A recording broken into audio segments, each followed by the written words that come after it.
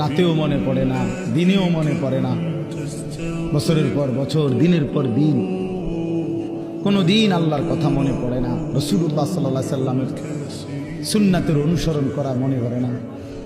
কেমনে পার হইবেন বাপ?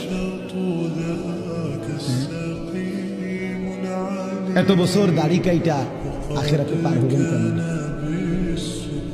30 বছর সুদ খাইয়া আখিরাতে পার হবেন কেমনে? কোনো দিন ফজরের নামাজ পড়েন না, আখিরাতে পার হবেন কেমনে? আপনার বিবি কোনোদিনও পর্দা করে না, এই বোন পার হবে কেমনে?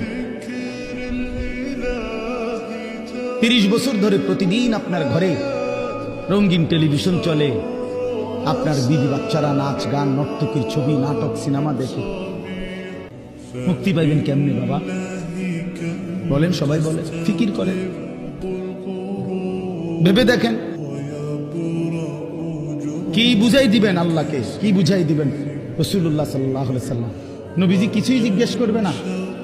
কি মনে করেন আপনারা এমনি সবাই সুপারিশ করবে মানে কি? কিছুই জিজ্ঞাসা না, কোনো কাগজপত্র কিছুই দেখবে না নাকি? কথা বলেন না। রাসূলুল্লাহ সাল্লাল্লাহু আলাইহি সাল্লাম সুপারিশ করবে মানে কি? মানে কোনো কথা নাই, শুধু আপনি গিয়ে দাঁড়াইবেন আর আমাদের বেহেশতে বুঝ দিয়ে লাগবে নাকি? তো তাইলে হিসাব করলো কেন? ডান কাদের বাম কাদের ফেরেশতা লিখলো কেন? আমলনামা তৈরি হইল কেন? মিজানের পাল্লায় ওজন হবে কেন? হাসরের ময়দান, বিচারের ময়দান বলা হইল কেন? বুঝেন নাই কথা?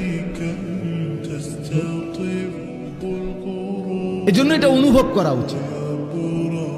রাসূলুল্লাহ সাল্লাল্লাহু আলাইহি সাল্লাম সরাসরি তাফসিরে আছে, আমরা পড়ছি বাবা। আল্লাহ তাআলা যেদিন নবীকে বলছেন, বন্ধু আপনার সামনে আমি আপনার উম্মতের আমলনামা খুলব, এই কথা নবী যখন শুনছেন, আল্লাহ নবী সাল্লাল্লাহু আলাইহি সাল্লাম অঝরে কাঁদছেন।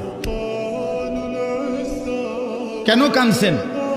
মুহাদ্দিসিনে কেরাম বলে, নবীজি চিন্তা করছে, ভাবতেছিলেন, হায় আমার উম্মতের আমলনামা যদি আমার সামনে খুলে আর আমি যদি দেখি পৃষ্ঠার পর পৃষ্ঠা গুনাহ নাফরমানি, আমি সেই চেহারা আমার মালিকের সামনে কেমনে দেখাবো?